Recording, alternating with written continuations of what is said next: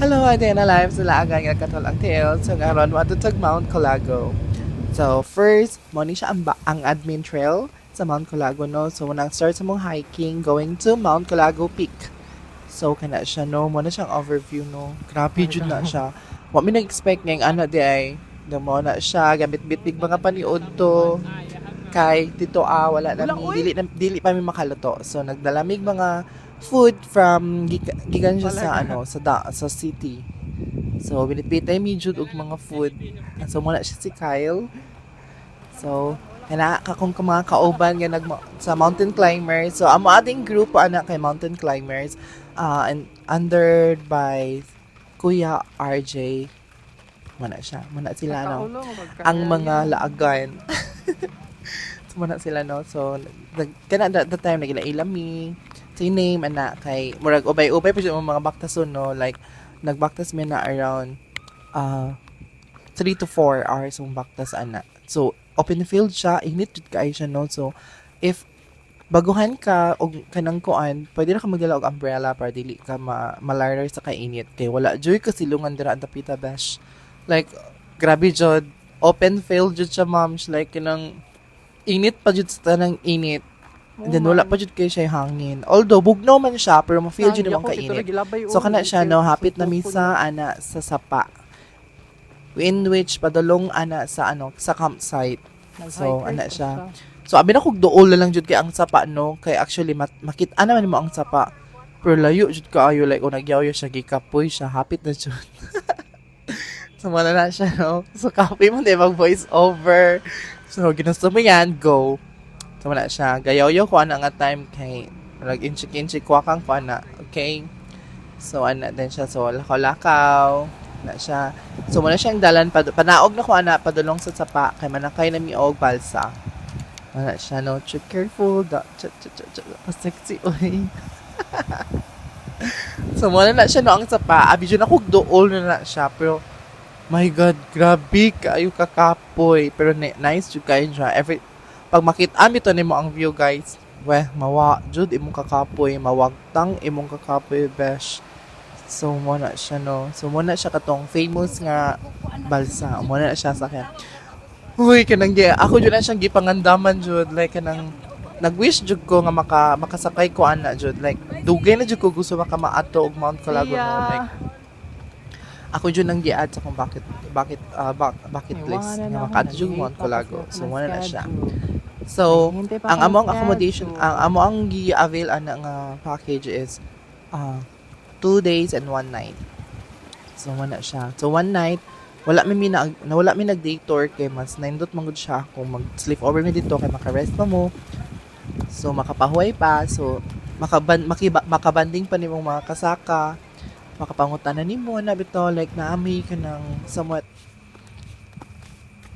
makachika-chika pa jud naman siya kana pasaka na jud na like literally gikapoy na jud ko na like wala siya ang campsite. Welcome to campsite. So happy kay ko na no kay ko ay gamay push na lang gikapoy na jud ko. So mana na po na ang view.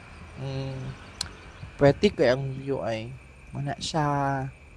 So gamay kulang na lang so ang gabi na. So actually jud naabot mi around 2 in the afternoon din ka natulog jud mi pa ko man nag-session din sila og tattoo. Kaya naman mi kauban nga tattoo artist na atang. So, nagpatattoo din si Ate Koy. Muna si Ate Koy. Si Ate Nicole from Davao City. Yan siya. Then, ang among mga kauban is, dili mi familiar sa isa't isa. Like, dito na mi nagkaila-ila pag about sa campsite. Kay, ano, yun sa pangalan ni mo nga, taga-asa ka. Like, ana-ana dito mga chika. So, kanang isa si JC. Si Sir JC. Muna siyang campfire. So, mag-socialize. So bibo kay na kay murag every bitaw ka ng mga every group kay murag magtabok-tabok dira sa bonfire. Then naglagot ko dira nga time kay gibahog ko ni Ate ko, oh my God. Gibahog ko niya sa mga to mga dagkong tao. Okay, so mo na siya. So yung jud ang live sa Mount Colago like chill lang like kung nakahina sa kinabuhi, you can tell sa mga friends, nga mong na-meet, kay no judgment at all, di ba? Chika-chika lang mo, anak, while naglantaw mo sa bonfire, na nagkahinay, nagkakusog, anak siya. So, Bibo kami dira jud, to be honest, bibo kami dira. Then kana at exactly 2 in the morning nagsugod na mig climb padulong sa peak. Wala siya no. Instagram. So kana siya nga time nagbibo kami kay sige ang kana si Ate Eva Ha? Sa Tiib. Dili siya fan of mountain climb. So siya siya giyaw siyang friend nga nag-igo ra siya kanang gi-appeal pud siya ba og kat-kat, gi-appeal siya. Wala pa kita Image gusto niya kanang beach lang pero mo man na hitabo. So sige na ko siya ginaya. Kailan niya ate kanang ginusto mo yan. So kat-kat na lang jud ta. So mo na siya. Samtang naglakaw sige siya giyaw-yaw. Pero anyway, nakalambos jud minabot mi sa peak. So kami jud tanan. So kami gaon na no sa mong grupo. Kaya mga paspas kay mi. Na paspas mi ang like. So mo na siya among view no. Na nami gaman wala pa mi katunga ani sa peak. So mo na siya ang view. So nice kay lantawon jud ang ang ubos kay makita mo mga lights bitaw sa mga balay-balay. So mo na around 5 na ni siya 5 in the morning. So mo na siya mo ang nabot nami sa peak. So nag-rest me kana siya ba mo na siya Mount Colago. Daghan kay tao, diba? Daghan kay tao as in charan, hala, ganto feeling yan. Anyway, wala siya. So, tuyok bash, nalipong nila pagkahimanda, Merise. Gaw man siya Mount Colago, kana ko dito, Mount Colago na siya, no? So, nag-fall in line me para makapick me sa mountain, sa iyang jud, sa view. So, mo na siya, no? Grabe, nice jud kayo ang view sa Mount Colago. Like, makaingon jud kag worth it ang imong pag-sacrifice sa lakaw. Sacrifice ni mo jud. Diba? Nice kaya. So, kami na magpa-picture sa Mount Colago nga summit. Okay, this is Kuya GC. Wala siya. Taga Butuan City. And then, pauli na mi anak nga time. So, after na mo nag-lunch, ulit din mi. Wala siya. So, grabe na shock me kay ang dalan kay grabe ka kanang danlog ka ayo like grabe siya ka Grabe ba ni pang jud siya balay kamang jud mi dara tanawa kay ingkod ko dira besh kay mura kong matagak mura kong nya nag crocs pa jud ko di ba unsay nakaon ako nag crocs ko nag mountain climb di ba na siya so maligid ka besh dito ka sa Puniton na siya so init jud kay na siya gapayong pa ko ana feeling lagi wala siya so see kamang na mi ana besh kay video dawog kayo ang dalan like gamay kuwang bitan mo slide jud ka wala bitaw mi resting kanang time kay gitiklop na nako ang payong kay di na jud siya madala video pa ano ko din ko okay ako dito sa ubos so wala siya morg na slide man ata ko dira wag na slide ko dira bato na so nakanaog na mi so dira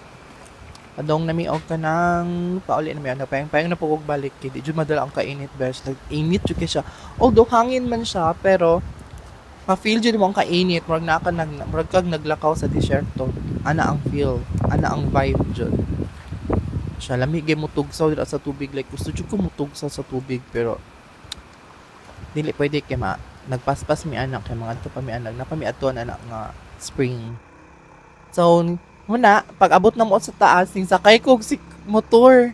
Kay di jud madala, DMD jud kay ang kainit jud. So, mi nga wala naman ko kayang patunayan pa. So, magsakay na kong motor. So, sakay na mi padulong sa communal ranch. Padulong na siya communal ranch. Kay dito man amo ang pick up sa van. So, dito ang van na hulat. So, muna na amo ang Colago nga expedition, no? So, bibo kay na siya as in hadlo kay lang dalan kay patungas jud na siya so that's it for today so thank you sa pag-watch and huy palihog kog follow and like sa akong videos para na ako yung mga upload next somewhat like this okay mag-upload na po ko para sa akong Mount Apo see ya bye